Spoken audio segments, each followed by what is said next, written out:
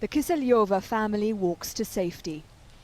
They are from Marenka, a suburb of Donetsk, where Ukrainians are battling separatists.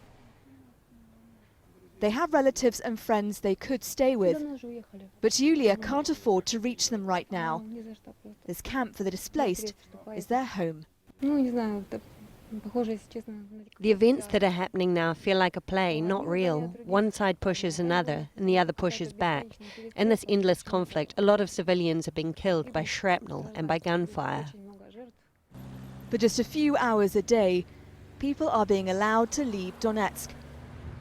Driving out along this humanitarian corridor, some have tied white flags to their cars, hoping that will be enough to protect them. In the sunflower fields, Ukrainians wait for their orders.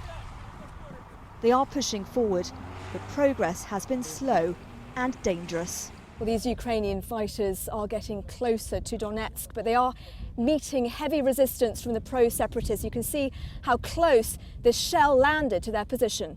This is, of course, also a propaganda war. Russia says these men are Ukrainian deserters who crossed their border.